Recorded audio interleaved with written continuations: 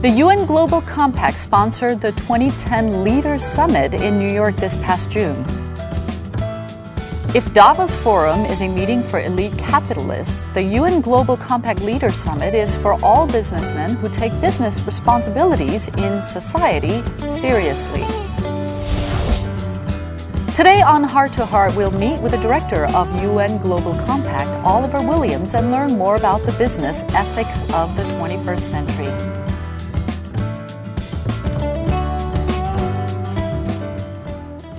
Welcome to Heart. I'm Colleen Park. Many scholars from abroad have been invited to teach during the summer semesters here at the universities in Korea, and today's guest is one of them. Please welcome Oliver Williams from the University of Notre Dame. Welcome. My pleasure to be here. Yes, welcome. This is your second visit to Korea, I understand? Yes, about a year ago I was here just for a week. It was a program sponsored by the United Nations and Kyung-hee University on global citizenship. And that sort of whet my appetite to come back again. I see. What was your first impression then, and why did it whet your appetite to come back? Well, you know, when I got off the airplane and was driven along the highway and looked at the great commercial areas here and the large apartment complexes and really the wonderful infrastructure, what struck me is this is a great example of how to create wealth. You know, 200 years ago, Adam Smith, who's sometimes called the founder of capitalism, 200 years ago in 1776, he wrote a book called The Wealth of Nations, or the full title is An Inquiry into the Nature and Causes of the Wealth of Nations. And his brilliant insight at the time was, wealth is not gold and silver or natural resources. Gold is human intelligence applied.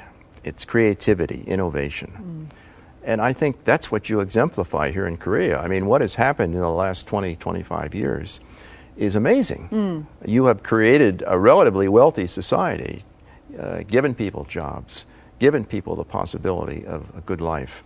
And that really impressed me. I had no idea how well developed Korea was. All right. Well, that sort of ties into what you are here for this time around, isn't it? It does.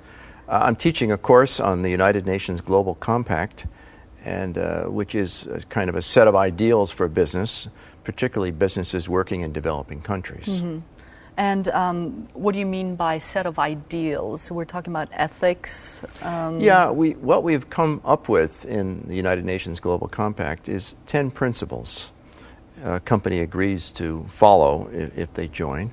And those principles concern 4 key areas: human rights, labor issues, environmental issues, and anti-corruption issues. Very important concepts for a business, and we sort of, I guess, as consumers automatically expect that all businesses will follow that, but it's like, how do you find a lawyer that you can trust? It's sort of like that. But you said is it voluntary for these businesses to join the? Yes, I mean we started out with 40 companies in 2000 when we launched the United Nations Global Compact, and today we have 6,000 in 130 countries.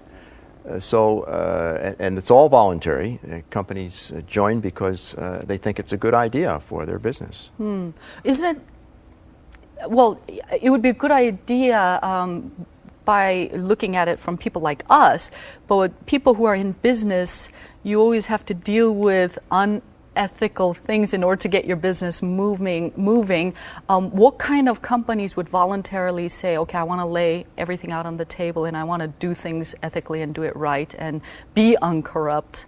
Well, I think companies are realizing that consumers, potential buyers, are interested in the ethical quality of the company. They're interested in the social activities of the company. And so a lot of companies say it's in our best interests, not only to produce a good product or service, but also to be known as a company that has the common good, not just our own private good or profits in mind. All right. Well, here in Korea, I mean, now you're back a second time, and your appetite was whet before with viewing other things. Coming here with the UN Global Compact, is there a lot to teach, a lot to observe, a lot to fix. What are you finding teaching here? Well, the course, of course, is at Kyunghee University, and I've got about 25 students. Half of them are Korean, and the other half are from 7 other countries, countries like China and Saudi Arabia and Germany. And so it's a great spectrum of nations represented. And I think the students are very interested in this globalized economy and how we can move forward, creating wealth, and at the same time being more ethical and fair about how that wealth is distributed. Korea is still a growing country, and as you've said, I mean, it's grown tremendously in the last 20, 25 years, but it is just in the place where we really have to think about what the UN Global Compact is talking about, isn't it? Yes, and I think you can be very proud that Korea has 180 companies who have joined the United Nations Global Compact. Wow. And we encourage countries to have what we call local networks, where the companies that have joined meet together periodically and work on common projects. All right. And so the Korean local network is very active. In fact, I'm speaking to a group of them in a week or 2. How are your classes going? Are you, as you said, you have a like a multinational class, but where do they come from? Are they business students, or what's their background usually? It's mixed background. I guess most are business, but political science, government majors. One is even a biology major. Oh. So it seems to be quite mixed. All right. And I'm very impressed. The Korean students are very well prepared, very intelligent, and very active in class. What's interesting, I mean, interviewing so many people from around the world on our program here, and whenever we talk about education, I always seem to get a very similar response as to the students, their attentiveness, their level, and of course President Obama had mentioned the level of education here in Korea.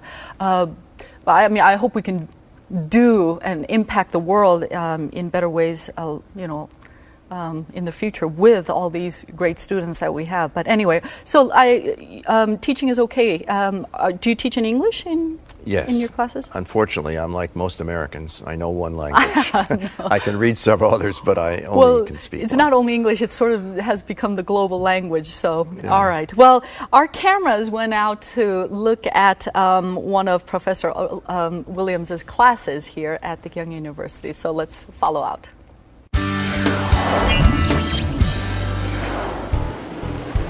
Kyunghee University is holding a special summer session. Erudite scholars from abroad have been invited to teach here during summer. Everyone who is on the list here still. Oliver Williams' lectures on business management centered around UN Global Compact.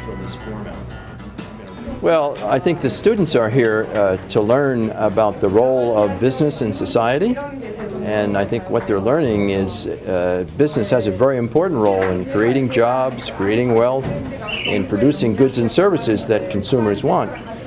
But business, particularly if it's a very successful business, has the resources and management skills to try to solve some of the problems in the wider society.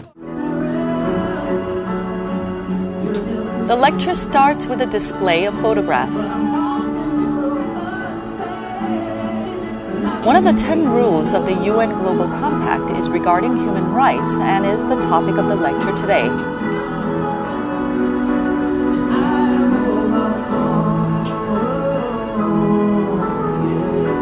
A right is those minimal features that have to be honored so that I can somehow shape a human life.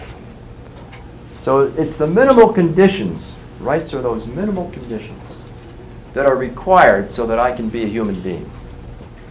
And that everybody deserves a chance to lead some sort of fulfilling life.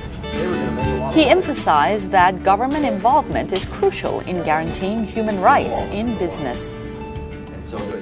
Some international students have come to Kyunghee University to enroll in this summer session.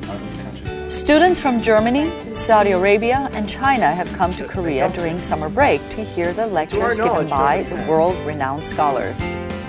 Well, I just chose this course because I'm very interested in this topic, and in the close future I would like to write my master thesis and in this field, in this area, so that's why I chose it, and I found it very interesting. The idea in my mind about United Nations Global Compact was a little bit different. I thought it's a contract or something from the United Nations, but now when I sit in class and listen to him, I realize it's an organization and it's not force all the company to join.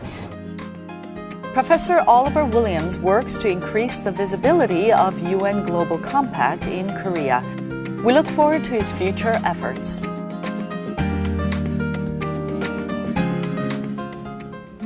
Well, you are lecturing at Kyung University on the UN Global Compact, but you're also a board member of the actual, shall we say, group or assembly. You have a great interest in the social responsibility of business corporations, and I guess we should have always had interest in this, but why is this becoming a bigger issue nowadays? Well, I think one of the reasons is as we globalize the economy, we've created massive amounts of wealth. And you can see that here in this country. You can see it in China. In China, in the last 10 years, 200 million people have been pulled out of dire poverty because of the global economy and free trade.